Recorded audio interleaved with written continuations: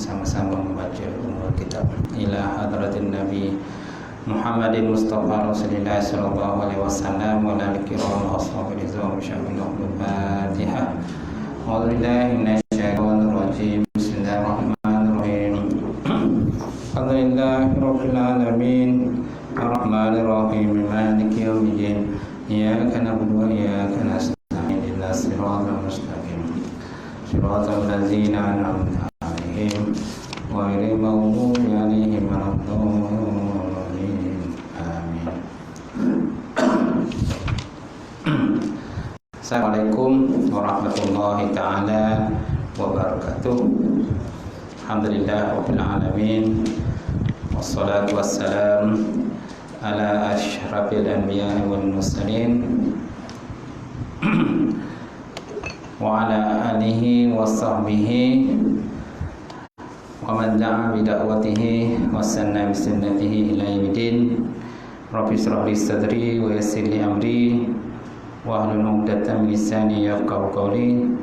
Subhanaka la ilma lana illa ma 'allamtana innaka antal alimul hakim. Wala haula wala quwwata illa billahil aliyyil azim. Qala Allah Subhanahu wa ta'ala fi kitabil azim, ba'da a'udzu billahi minasyaitonir rajim.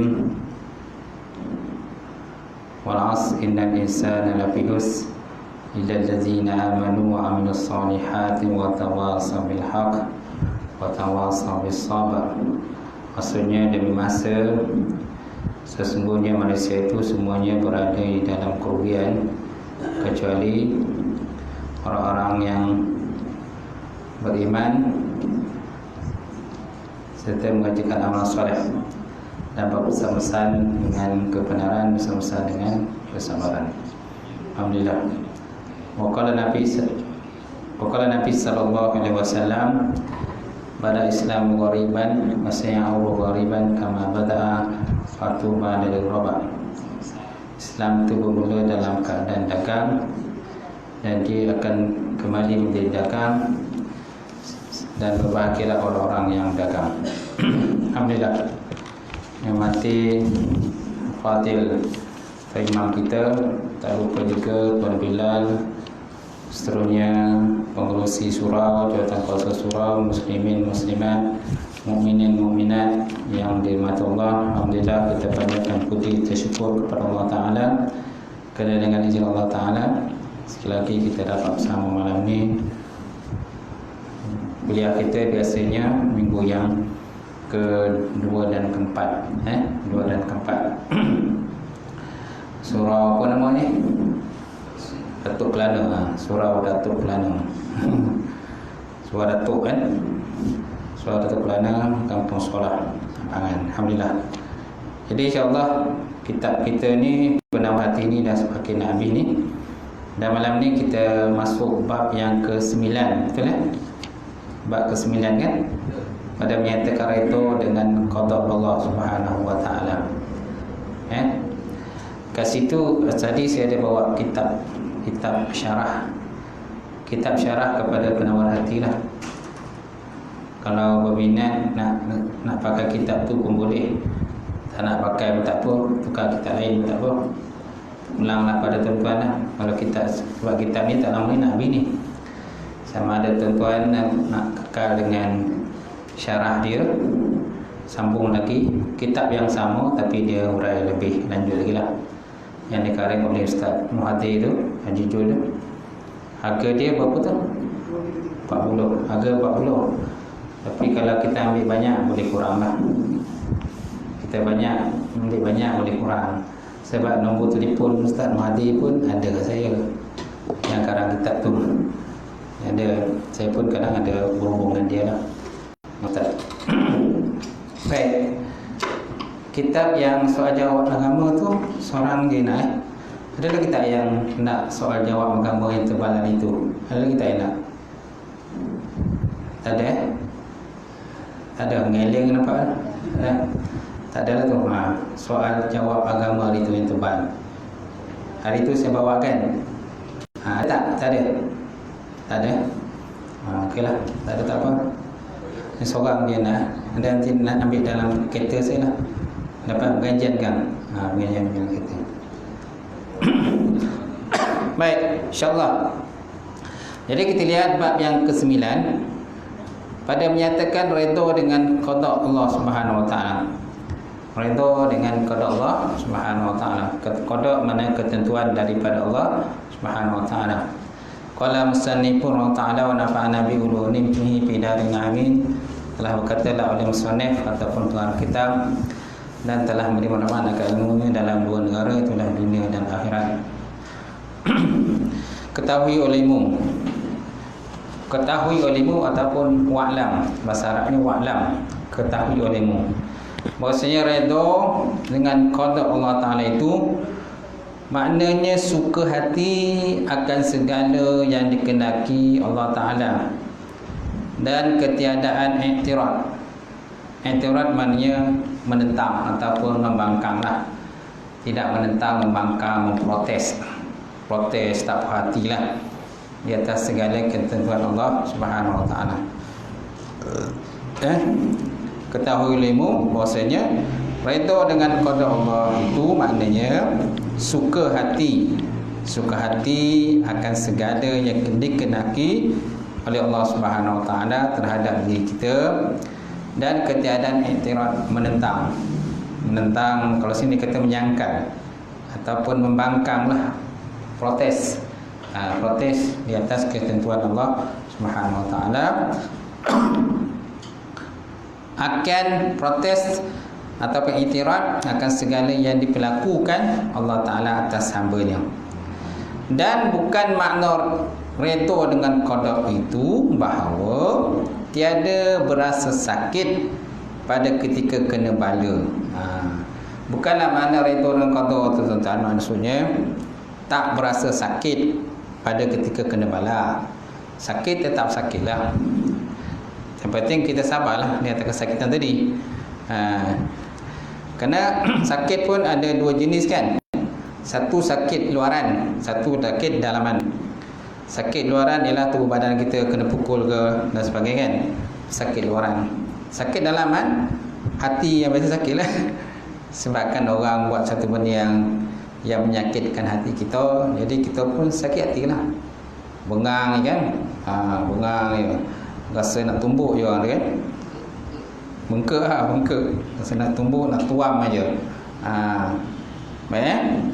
Jadi bukan makna redha dan qada itu bahawa tiada berdiri sakit pada ketika kena bala, dan bukan makna redha dengan qada itu pula meninggalkan berdoa dan berubat.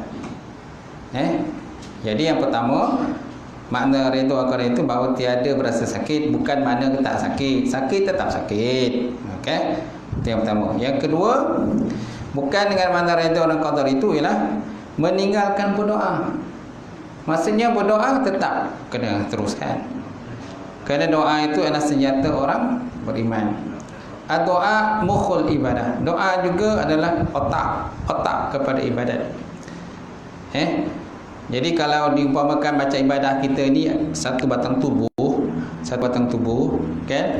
Jadi setiap tubuh tu kalau nak sempurna mestilah ada otak, ada akal. Tak ada otak macam mana buat? Betul tak? Ada tangan, ada kaki, ada kepala, ada mata, tapi otak tak ada. Buat apa? Tak ada guna kan? Baik. Dan bukan dengan makna redha dengan qada itu ialah meninggalkan berdoa dan berubat. So maknanya berdoa tetap kena teruskan, kena buat. Berubat kalau sakit kena juga pergi berubat. Tak boleh tak berubat. Apalagi kalau makam kita, tuan-tuan, makam kita ni kan makam orang biasa, bukan makam wali Allah, bukan makam para nabi dan rasul. Kita ni, kedudukan kita ni orang biasa je kan. So kalau kita merasakan, kita rasa kedudukan kita ni orang makam biasa, so wajiblah kita berubat, mencari ubat. Di kulli da'in dawa. Setiap penyakit itu pasti ada ubat dia. Cuma kadang-kadang tak berjumpa lagi ubat dia. Okeylah. Baik. Dan bukan maknanya juga membiarkan mudarat datang kepada diri engkau serta kuasa engkau menolaknya. Dan bukan juga makna redha dengan qada tadi tuan. Biarkan saja mudarat datang pada diri kita tanpa kuasa kita menolak, tanpa kita usaha untuk menolaknya. Kita biar saja. Redha je macam tu kan. Alah redha lah ustaz, kata wah macam mana? Tak? Kan ada separuh orang macam tu. Pertama sekali golongan perempuan lah, perempuan ni bila suami dia tinggal, bertahun-tahun suaminya tinggal, dia tak tahu ya. Dia buat bangang je. Okay. Redha lah ustaz, dia kata kan. Sedangkan daripada segi undang-undang dia ada hak. Dia ada hak buat pengaduan ke mahkamah. Kalau suami dia tak balik. Kan? Kerana suami kan dia ada lapas taklid. Bila ada kat tingkat kan dia ada taklid. Kalau seandainya tidak balik selama 4 bulan berturut-turut, maka isteri saya ada hak pergi mengadu ke mahkamah. Ini suami isteri pun tak tahu je. Redha je apa yang berlaku. Ataupun suami pukul, setiap hari kena pukul. Pagi kena pukul, petang kena pukul, kena terajar, kena sepak, mampang semua kena. Lepas tu isteri tu buat tak tahu kan, dah lapar-lapar dah tu. Okay. Redha ialah ustaz, orang macam mana?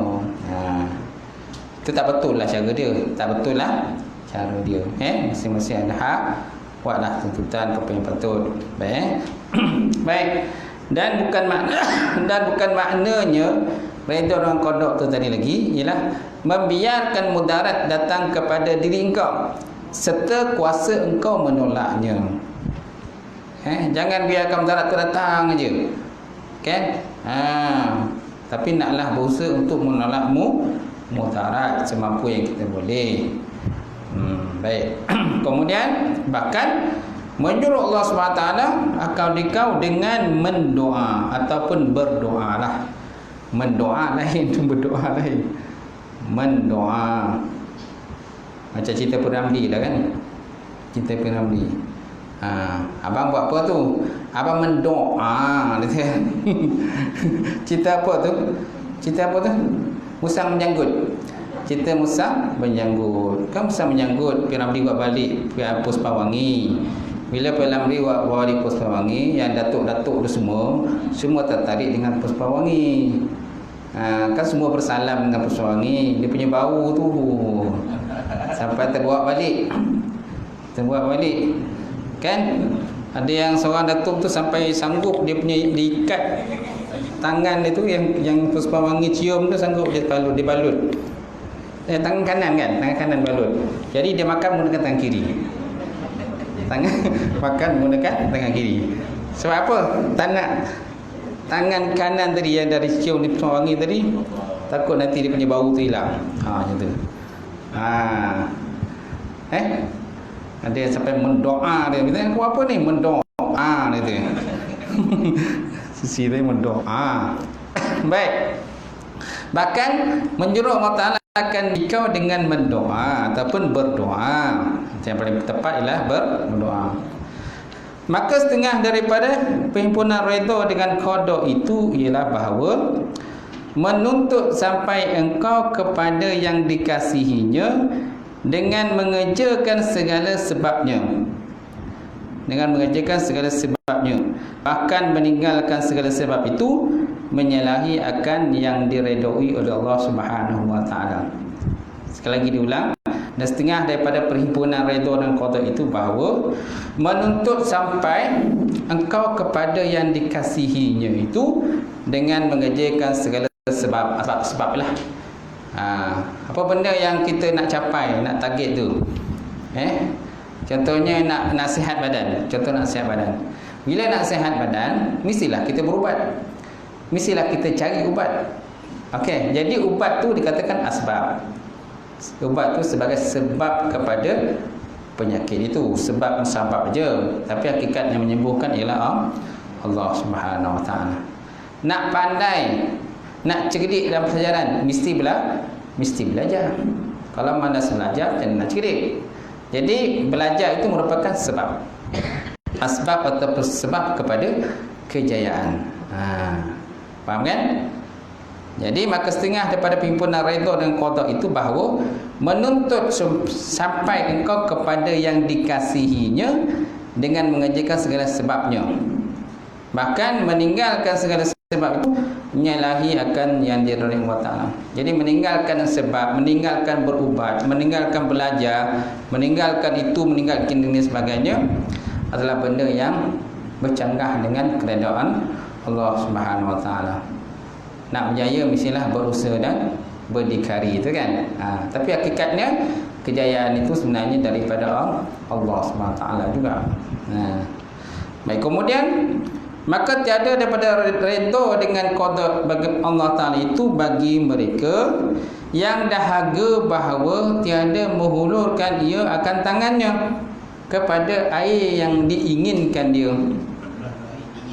Air yang dingin, air dingin. Maka tiada daripada redha dengan qada Allah Ta'ala itu ialah mereka yang dahaga bahawa tiada menghulurkan ia akan tangannya kepada air dingin. Dia nak hilangkan dahaga. Kan? Dia nak hilangkan dahaga, syarat nak hilangkan dahaga mestilah kita minum. Ni dia tak nak minum. Dia biarkan je. Alah, tunggulah Allah Ta'ala menghilangkan dahaga aku. Tanpa dia usaha untuk mencari air ataupun mencapai air. Ataupun mungkin dia dah jumpa air, angkat air pun boleh. Nak pegang cawan, angkat air masuk dalam mulut pun boleh. Dia nak kita pula tuangan tu dia. Melampau kan. Melampau kan. Macam tu. Itu juga dalam bab makan.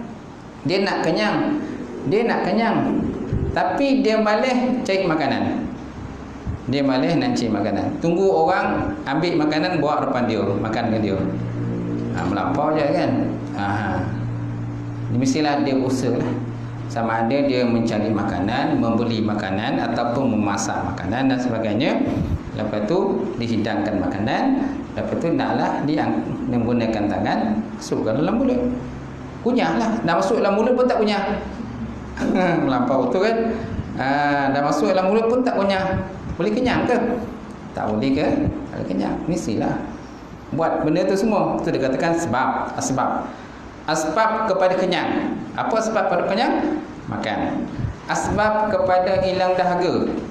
Apa asbab dia? Mestilah kita minum. Tanpa minum tak akan hilang. Baik, seterusnya. Bahkan setengah daripada redha kepada redha dengan qada Allah Ta'ala itu bahawa dihilangkan dahaga dengan air. Dihilangkan dahaga dengan air. Jadi dengan dahaga, dengan minum air, insya-Allah lah akan hilang dahaga kita. Dan tiada ada pada redha dengan qada itu keluar daripada perintah syarak. Bahkan maknanya seperti yang telah lalu, ketiadaan menyangkal atas perbuatan Allah Ta'ala pada zahir dan pada hati, serta bersungguh-sungguh pada menuntut sampai kepada segala yang dikasih oleh Allah Subhanahu Wa Ta'ala. Dan yang demikian itu dengan mengerjakan yang disuruh dan menjauhkan yang dilarang oleh Allah Subhanahu Wa Ta'ala. Okey. Jadi dan tiada ada pada redha dengan qada itu ialah keluar daripada perintah syarak. Okey. Kalau nak makan mestilah benda halal lah. Nak makan benda yang halal. Kalau makan benda haram, okey, boleh tak? Tak boleh, sebab kita ada hukum. Kalau orang bukan Islam, dia tak kisahlah. Dia benda halal ke, benda haram ke, dia makan ni terarah je. Bagi kita tak boleh. Mestilah benda tu halal. Jelas kehalalnya. Walaupun yang masak tu orang Islam. Walaupun yang masak tu orang Islam. Kadang ada juga tu yang orang kata yang tak puas hati lah. Bila ada orang kata penguasaan halal dan sebagainya, bila orang datang kedai, penguasa datang kedai, dia kata menyusahkanlah penguasa ni kan. Takkanlah orang Islam masak tak halal, betul kan? Takkan orang Islam masak tak halal. Ni juga kadang ada yang bantah tu, protes. Memanglah yang masak tu Islam, tapi bahan mentah itu Kan? Kamu dapat tahu ke bahan mentah tu halal ke tak halal. Kemudian isu lain lagi tentang isu contohnya kebersihan.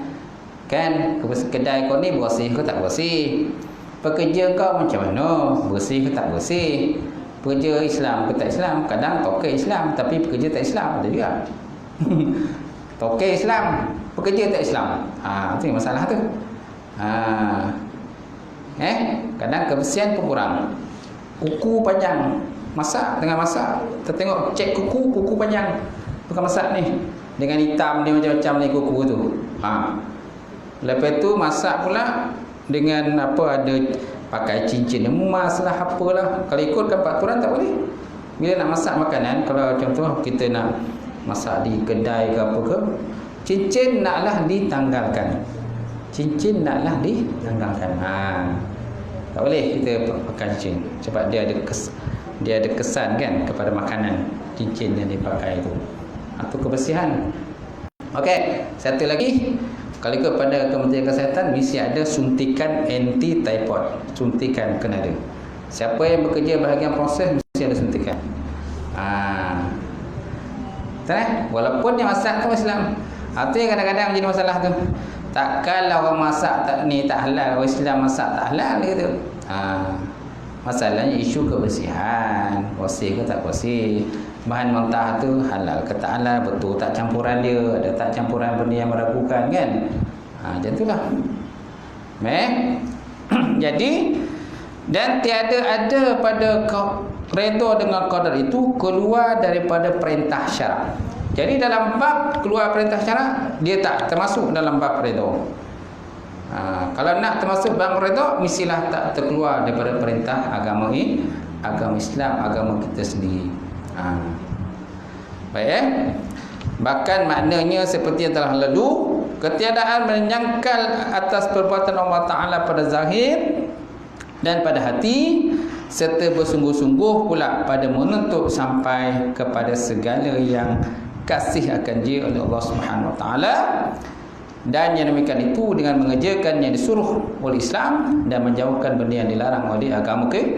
InsyaAllah barulah kita termasuk dalam orang yang redha dengan qada Allah Subhanahu Wa Taala. Faham kan? Redha dengan qada Allah, pemberian dia. Sikit pun kita redha tentang, banyak pun kita redha. Kalau banyak lagi eloklah, kita banyak bersyukur. Sikit pun kena syukur juga, banyak pun lagi kita kena bersyukur. Ada manusia sebab kita ni kan, banyak ke sikit sama je, syukur langsung tak ada. Syukur langsung tak ada. Walaupun nama syukur. Walaupun nama syukur. Haji syukur nama dia, tapi bersyukur dia tak ada. Macam mana? Haji Redha. Ada juga Redha, Haji Redha tapi tak Redha juga. Nama Haji Redha. Jadi mestilah nama kita tu mencerminkan akhlak kita. Ya. Redha ni ada tahap.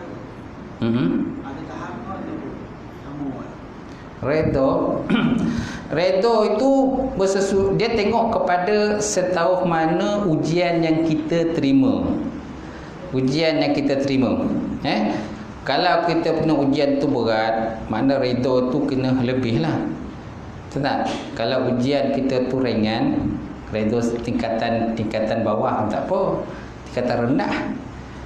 Dia tengok juga redha macam tawakal juga. Tawakal syukur, ada syukur tingkat rendah, di sederhana, ada tinggi. Dia tengok pada ujian macam mana bentuk ujian yang kita terima tu. Kalau ujian kita besar, mana kena redha kena besar lah. Kena redha kena besar kan. Dan bila redha besar, pahala pun lebih lah berbanding dengan orang-orang mendapat ujian yang sedikit. Betul tak? Baik. Dan ketahuilah ilmu bahasanya redha dengan qada Allah Ta'ala itu ada kalanya dipuji lagi yang diwajibkan atas sekalian mukallaf.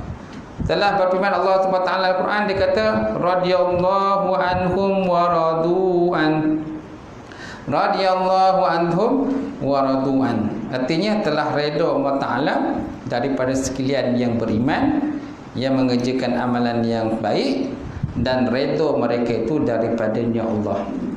Allah redha terhadap mereka dan mereka juga redha terhadap Allah Subhanahu Wa Taala. Ayat ni dalam surah Al-Bayyinah pun ada. Ni surah Al-Bayyinah betul lah. Ayat surah Al-Bayyinah ni. Ayat yang terakhir sekali. Radiyallahu anhum wa radu'an. Allah redha mereka dan mereka redha terhadap Allah Subhanahu wa taala. Okey, macam tu. Kemudian sabda Nabi sallallahu alaihi wasallam, min sa'adati ibni Adam ridahu bima qadallah wa min syakawati ibni Adam sakhatuhu bima qadallahu lahu. Sakhatuhu bima qadallahu lahu. Setengah daripada tuah ataupun kebahagiaan. Saadah ni maknanya kebahagiaan. Setengah daripada kebahagiaan, kalau sini terjemahkan tuah. Bukan hantuah lain, hantuah lain. Hantuah kan. Setengah daripada tuah kelebihan lah.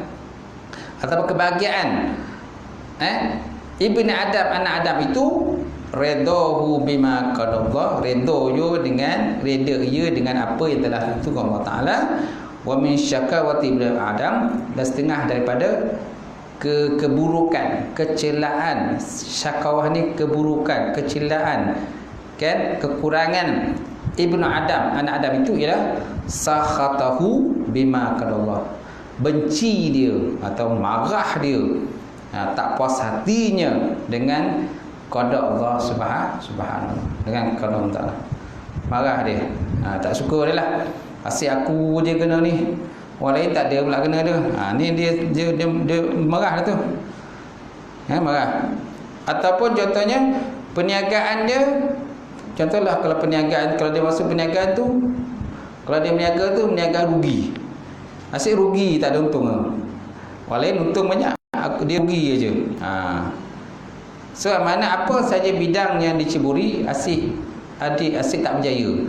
Jadi dia kata ini qada Allah. Ini yang kata dia menyalahkan qada Allah Taala. Macam tu. Menyalahkan qada Allah Taala. Dalam bab kata ni kita sebenarnya kita dah bahas sebelum ni, dah bahas kan? Dah cerita dah. Baik. Kemudian dan bahawasanya redha itu kesudahan tuntutan ahli syurga. Dan bahawasanya redha itu kesudahan tuntutan ahli syurga. Berfirman Allah Taala bagi mereka itu, maza turiduna wa yaquluna ridaka. Maza turidun wa yaquluna ridaka. Maksudnya, akan apa mengenaki kamu hai sekalian ahli syurga, maka sembah mereka itu redha engkau ya Allah, redha engkau ya Allah. Baik ada satu lagi bab yang perlu redha. Keredaan ibu bapa terhadap anak. Redallahu ala redha walidaini. Keredaan Allah Taala tu datang keredaan dua ibu bapa. Banyak zaman sekarang tentang anak-anak kan kurang ajar dengan mak ayah. Kan ada yang kata memperhambakan mak ayah pun, memperhambakan mak ayah. Kerana terlampau sangat ikut cakap isteri, akhirnya mak ataupun ayah tak Nabi tahu, tak Nabi buat pun. Jangan jadi seperti Aqamah. Ingatkan Aqamah kan? Aqamah tu ketika dia nak meninggal dunia tu kan, dia dapat mengucap dua kalimah syahadat. Kejadian itu berlaku pada zaman Rasulullah sallallahu alaihi wasallam. Dia nak sakit nazak nak meninggal, tapi dia tak dapat mengucap dua kalimah syahadat. Dia cek rupanya dia ada buat kesalahan terhadap ibu dia, ibu kandung dia. Dia melebihkan isterinya dengan meminggirkan ibu kandung dia sendiri. Dan Nabi SAW minta supaya ibu dia memaafkan kesalahan Aqamah, tapi ibu dia enggan memaafkan kesalahan anak dia. Maka Nabi SAW lalu memintakan supaya diambil kayu api. Kayu apa kan? Kayu api. Untuk tujuannya untuk apa? Jadi ibu dia tanya, untuk apa ni ya Rasulullah kayu api ni? Aku nak bakar anak kau ni. Tujuan nak bakar kau, sebab kau pun tak nak maafkan kesalahan dia. Biarlah dibakar di dunia dahulu sebelum dibakar di akhirat. Biarlah aku bakar dulu, kata Rasulullah. Lepas itu dia maafkan. Lepas itu ibu dia maafkan kesalahan. Barulah dapat mengucap dua kalimah syahadat. Nampak tuan? Kepentingnya taat kepada dua ibu bapa. Kalau ada salah silap dan sebagainya, maklumlah kita ni manusia biasa, tak sunyi daripada silap dan salah. Kalau ada buat salah silap sebagainya, pergilah minta maaf kepada ibu dan bapa. Ni terbalik pula tuan-tuan, ada juga kadang terbalik. Mak bapak minta maaf dengan anak. Ada pula macam tu. Mak bapak minta maaf dengan anak, ibu minta maaf dengan anak. Anak kata dia tak mengaku kau sebagai ibu aku, dia tu. Disebabkan oleh clash lah, berbalah kan, bergaduh. Sampai anak kata dia tak mengaku kau sebagai anak dia. Terbalik pula sama sekali. Sepatutnya ibu yang tak mengaku kau anak dia. Ini anak kata kau tak layak jadi ibu aku, dia tu. Masya Allah, tuan zaman sekarang ni. Itu yang berlaku lah. Baik, seterusnya tuan. Dan jika kau bertanya betapa aku himpun antara redha dengan qada Allah dan benci akan kufur dan juga maksiat, dan keduanya itu dengan qada Allah juga, nescaya aku jawab. Ini persoalan. Ini persoalan tuan. Soalannya, dan jika engkau bertanya ataupun ditanya betapa aku himpun antara qada redha dengan qada Allah dan benci dengan kufur dan juga maksiat. Okey, macam mana tu kalau menentang keduanya? Bertembung antara redha dengan Allah Taala dan benci dengan kufur dan maksiat. Bila bertembung keduanya macam mana? Dan keduanya itu pun kalau kira kan termasuk dengan qada Allah Taala juga. Nescaya aku jawab jawapan dia. Jawapannya bahawasanya kufur dan maksiat itu ada baginya dua pihak. Pihak yang pertama bahawasanya keduanya dengan qada Allah dan kehendaknya. Maka daripada ini pihak wajib kita redha dengan keduanya. Kerana hakikatnya kita redha dengan qada Allah, bukan redha dengan kufur dan maksiat itu. Bukan makna kita redha dengan kufur dan maksiat, tapi sebenarnya kita redha dengan qada Allah Subhanahu wa taala. Ulang balik tuan-tuan. Kau tak nampak kan? Okey, jawapannya mesti aku jawab. Bahasanya kufur dan maksiat itu ada bahaginya dua pihak. Pihak pertama bahasanya keduanya dengan qada Allah dan kehendaknya Allah. Maka daripada ini pihak wajib kita redha dengan keduanya. Dan kerana hakikatnya kita redha dengan qada Allah, bukan redha dengan kufur dan maksiat itu. Kita bukan redha dengan kufur dan maksiat, tak. Kita redha dengan qadar dan ketentuan Allah Subhanahu wa taala. Setiap maksiat dan kufur wajib kita tentang, tetap. Wajib kita tentang, wajib kita cegah macam mana sekalipun. Wajib kita. Memanglah ketentuan Allah Taala. Memang kita tentu Allah Taala, dia ni berzina. Kita tahu kan? Kita tahu dia ni berzina. Macam mana tahu dia berzina? Ada anak, mengandung anak. Mengandung perempuan tu mengandung tanpa nikah. Mengandung tanpa nikah kan? Kan kita tahu kan? Mana ada bukti menyatakan dia ni berzina. Tak? Jadi yang kita benci tu apa? Kita benci tu apa? Kufur dan maksiat. Maksiat itu yang kita benci. Tapi qada Allah Taala tu memang dah tentu dah. Memang tertulis dah dia buat benda tu. Dah tertulis dah, jadi menyatakan akan berlaku benda tu. Maksiat tu ataupun perzinahan tu berlaku sebab apa? Memang dah jelas lah perempuan tu dah mengandung, dah 6 bulan mengandung. Dah membuyut, perut dia tu dah besar. Perut dia dah besar kan? Dah nampak kan? Jadi tak boleh kita nak elakkan dah benda tu dah berlaku. Mana ketentuan Allah Taala pun berlaku juga. Dia qada dia dah tentu. Tapi benda yang maksiat tetap kita kena benci. Tak sukalah benda tu. Dan kita berharap benda tu akan datang tak berlaku lagi. Baik. Dan pihak yang kedua bahawasanya keduanya itu dengan usaha dan ikhtiar orang yang berbuat maksiat tadi. Maka daripada ini pihak wajib kita benci dengan daripada keduanya, dan wajib kita larang daripada keduanya, seperti wajib kita menyuruh dengan kebajikan. Nampak tak? So daripada konteks maksiat wajib kita cakap. Kalau ada berlaku, kita ingatkan dia. Besok jangan berlaku lagi. Kan? Ataupun suruh nikah aja sampai. Suruh nikah aja sampai. Dah mengandung kan. Kalau ikut hukum syarak memang wajib lah tindakan kejam ke rotan sampai rotan 100 kali rotan kan, kalau hukum syarak lah. Tapi syarak pun nak ada saksi. Saksi 4 orang saksi yang adil yang melihat kejadian tadi. Kalau hukum syarak lah, kalau berzina kan. Ataupun kalau tak ada orang nampak, pengakuan daripada penzina. Pengakuan dia daripada berzina. Kalau tak ada orang nampak lagi, kan, mengandung. Mana mengandung tu pun salah satu tanda menunjukkan orang tu berzina. Okey. Kalau kejadian tu baru berlaku, baru kejadian tu baru berzina tu baru berlaku, memang tak nampak mengandung. Mana nampak mengandung? Baru berlaku. Kalau dah 6 bulan baru nampak mengandung. Kenapa kau mengandung ni? Mesti ada sebab dia mengandung. Kerana apa? Kerana dikerjakan. Kerjakan oleh siapa? Oleh power dia lah. Oleh power dia lah. Teman lelaki dia lah. Kalau tak ada teman lelaki, tak berlaku dah. Biasa mengandung ni, dah hamil luar nikah ni, biasanya sebabkan oleh pergaulan lah. Teman lelaki dia punya kerja. Kau tak mengandung dia dah. Faham tak? Faham kan? Baik, seterusnya. Dan pihak yang kedua, bahawasanya keduanya itu dengan usaha dan ikhtiar orang yang berbuat maksiat. Kerana orang buat maksiat pun tuan, dia pun kena usaha juga.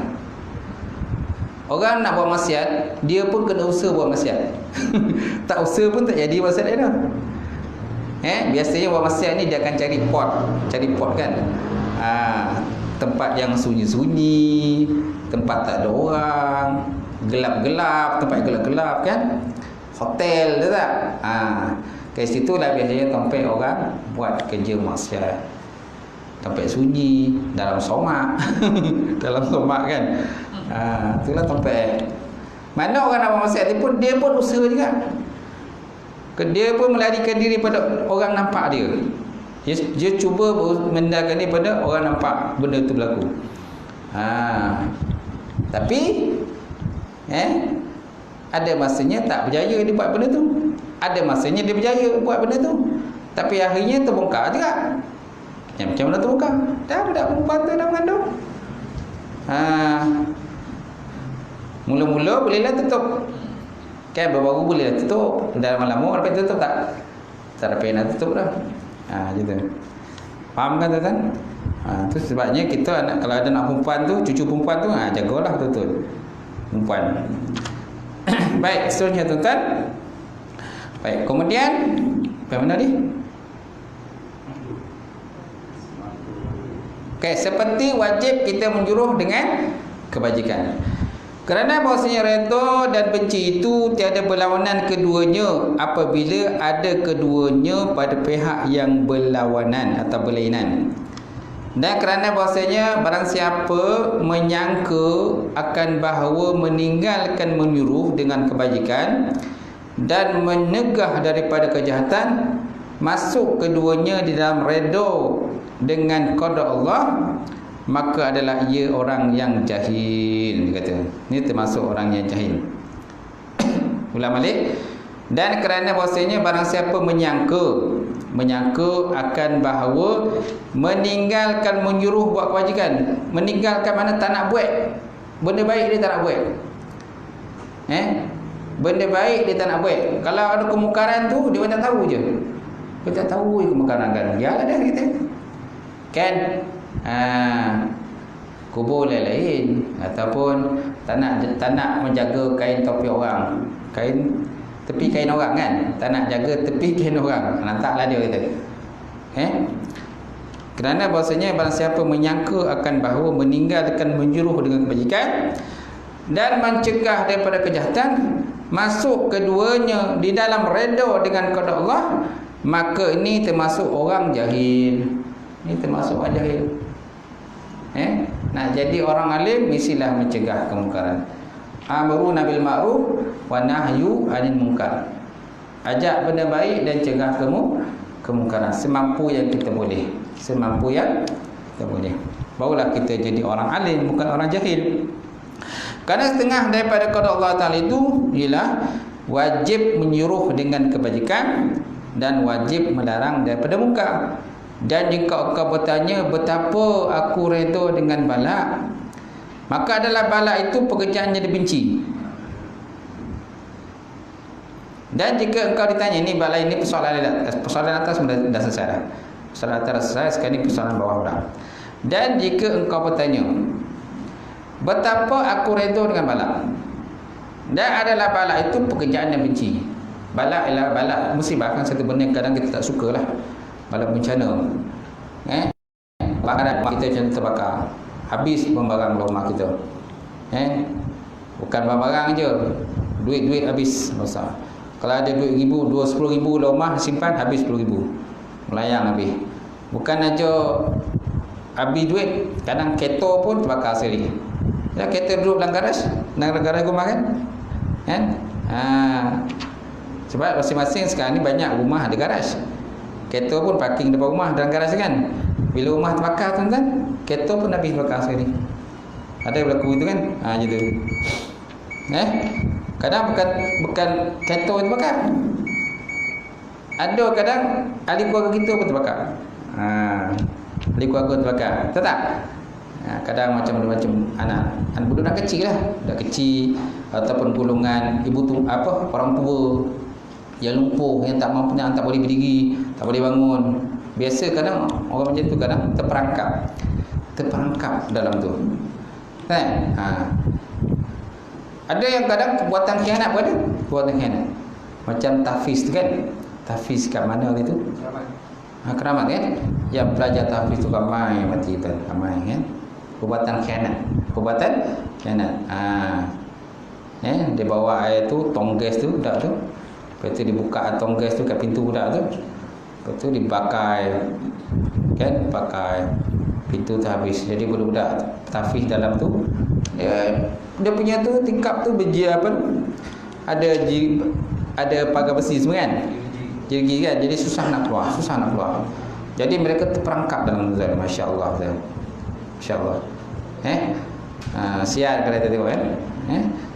Sial tu mak ayah tengok sial. Nangis kan, tengok anak dah tak ada dah. Kecil anak dah tak ada. Masya-Allah hamdan. Dan jika engkau bertanya betapa engkau redha dengan bala, dan adalah bala itu pekerjaan yang dibenci, aku jawab dengan bahasanya benci akan bala itu dengan tabiat, dan redha dengan bala itu adalah merupakan akal. Dan dengan sebab mengetahui akan besar pahala bala itu, seperti redha orang yang sakit dengan minum ubat yang pahit. Itulah ibaratnya. Okay? Jadi yang kita tinjau tuan-tuan tentang pahala tadi. Jangan kita tengok ke balak tu. Kalau ikutkan balak memanglah berat kita nak terima. Anak yang kita lahirkan daripada kecil, mengandung lama kan 9 bulan, bagi perempuan lah. Biasa lebih perempuan ni sedih. Lelaki kurang ke sedih kan. Perempuan ni tak lah, dia mengandungkan anak tu. Lepas tu orang kata dia anak tu membesar kan. Lepas tu hantar tahfiz. Jadi tiba-tiba ada orang buat khianat, habis sekolah tahfiz terbakar. Anak kita pun masuk sekali terbakar. Kan syahid nak kita kan, kes syahid tu. Okey, sedih tak rasa? Sedih lah. Sedih lah apa yang berlaku. Tapi nak cerita pada kita ni tentang yang paling besar pahala tu. Pahala dugaan yang kita terima. Memang tak samalah pahala dengan dugaan orang lain terima. Gitu. Baik. Seperti redha orang yang sakit dengan minum ubat yang pahit. Kerana mengetahui ia akan bahawasanya ubat yang pahit itu sebab bagi sembuh penyakit. Nampak? Ubat yang pahit adalah sebagai ubat untuk menyembuhkan penyakit kita. So janganlah takut-takut makan ubat. Sebab ada orang takut makan ubat. Saya pun kadang takut juga ubat pahit. Apa nama ubat itu? Dia ada satu ubat yang kocik dia. Kocik ubat tapi pahit, melantun pahit dia. Melantun pahit dan. Dia kalau kita makan tu sampai 10 biji dia suruh makan. Sekali 10 biji kecil-kecil tu. Kalau tolan tu tolan terus. Jangan keluar. Kalau terkeluar kan memang orang kata muntah pahak gitu kan. Muntah hijau je tuan. Kerana terlampau apa tuan? Kerana terlampau pahit ubat tadi. Jadi sebenarnya pahit itu adalah ubat. Kerana sifat ubat tu ialah pahit. Jarang kita jumpa ubek manis, ada tak? Jarang. Kecuali madu lah, madu lebah tu memanglah manis. Tapi kalau sifat ubek sama ada hospital atau klinik ke, ubek mestilah pahit. Tak ada yang tak pahit dia tau. Gitu. Kalau ada pun tak banyak yang tak pahit. Tapi biasanya banyak pahit. Berbatuk ia tak pahit. Dia manis. Baik. Hingga sukacita ia dengan itu ubat. Bahkan terkadang membeli ia akan dia dengan harga man. Ubat tuan-tuan, kalau dah kita perlukan sangat ubat, mahal macam mana pun beli juga ubat tu. Walaupun harga 1000 sebiji, walaupun 500 biji harga, tapi sebabkan kita sakit, kena juga dapatkan ubat itu. Kena juga beli mahal, walaupun mahal harga dia. Dan mengupah ia akan doktor dengan menikam dengan jarum. Walaupun kadang kita terpaksa bayar doktor tu. Doktor tolonglah ya Syekh nak injek lah. Kalau tak injek kan sakit ni, tak tahan ni. Boleh, tapi sekali injek sekian nak bayar ada. Kena bayar dulu lah. Bila dah bayar pula kena injek. Nampak tak? Walaupun tuan-tuan terpaksa duit kita keluar, tapi untuk kita dapatkan kesihatan itu, kerana kesihatan ni satu benda yang mahal harga dia. Kesihatan satu benda yang mahal harga dia. Bukan senang nak dapat kesihatan. Duit mungkin kita boleh cari, tapi kesihatan tu susah. Okey? Kita dengan tidur. Tidur satu kesenangan pada kita. Ada orang tak dapat tidur. Ada orang sanggup tuan. Tak guna kalau kita ada katil yang cantik, katil yang bagus, katil yang empuk, tilam yang empuk, tapi tak boleh tidur. Apa guna Tahajud lah. Tahajud. Tahajud dah tu. Dia suruh tahajud. Takkanlah siang pun nak tahajud. Kita tahajud tengah malam je. Ini tak dapat tidur, tak dapat lolap. Guling sana, guling sini, guling sana, guling sini. Lolap apa tidak? Jadi bila dapat nikmat tidur tu, ya Allah, sonok ya dapat tidur kan. Jadi mana tidur pun satu nikmat dari Allah Taala. Baik.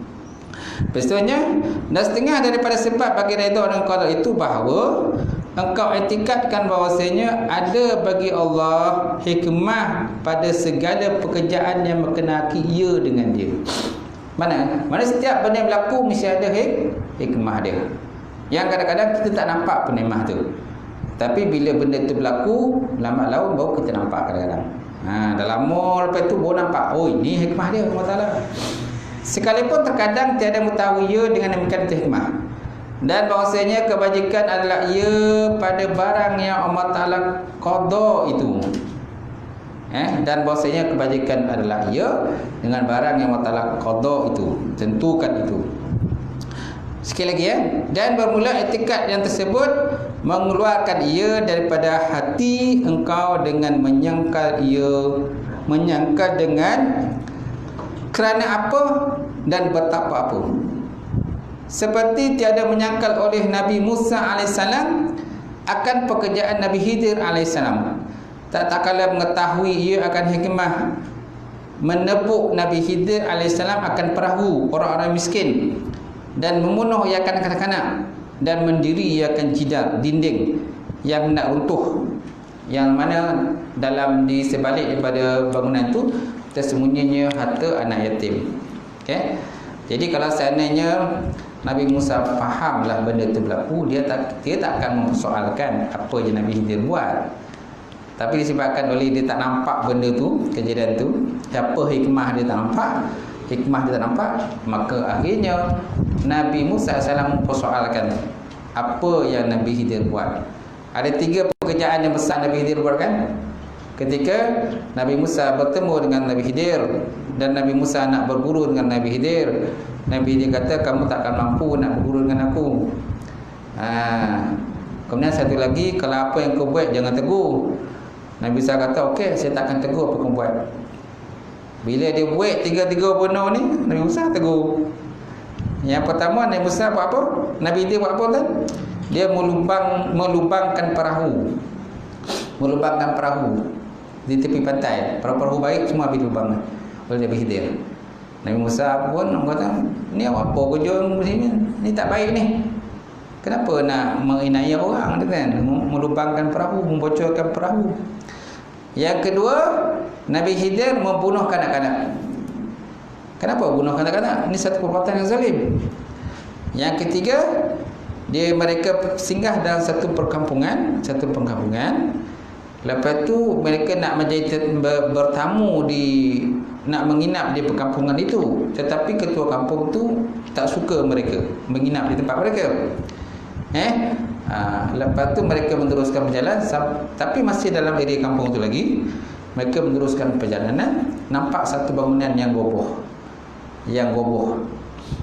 Tiba-tiba Nabi Khidir membetulkan bangunan tadi. Dirikan balik bangunan tadi. Maka Nabi Musa pun, kenapa nak dirikan? Sedangkan ketua kampung pun tak suka begitu. Ketua kampung pun tak suka begitu kan. Buat apa kita nak dirikan bangunan ni? Kan? Kata Nabi Musa salam. Maka Nabi dia kata, kalau macam tu sampai setakat ini sajalah pertemuan kita. Lepas ni tak payahlah kau nak berburu dengan aku.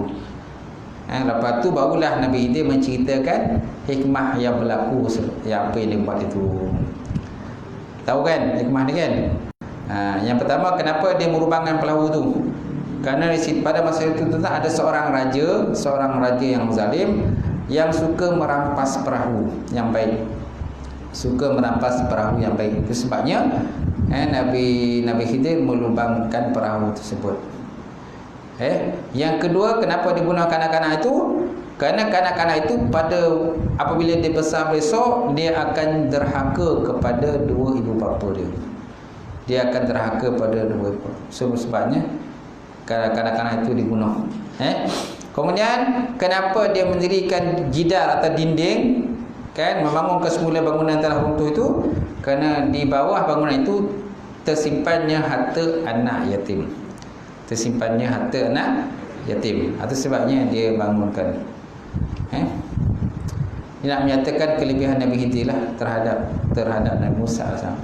Tetapi ada pula pendapat menyatakan, walaupun begitu kejadiannya, Nabi Musa tetap ada kelebihannya berbanding dengan Nabi Khidir alaihissalam.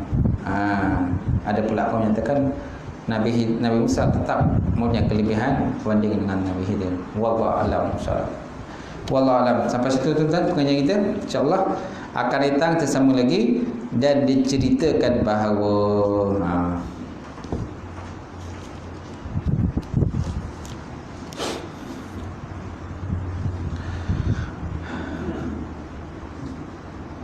baik, kalau ada persoalan yang nak diajukan, ada tak? Persoalan yang dia ditanya, kalau ada. Kalau tak ada, kita tutup pengajian kita.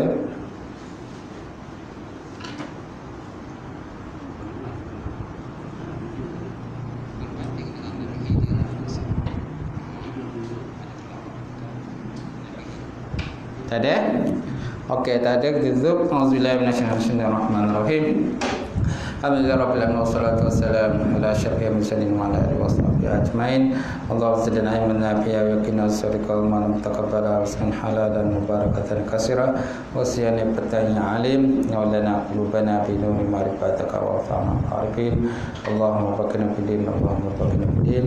Allahumma jama'na hadza jam'an marhuma wa tafarraqna min ba'di tafarruqan ma'suma.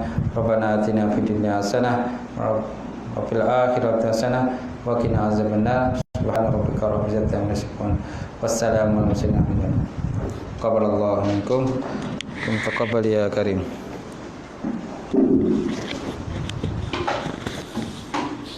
Di situ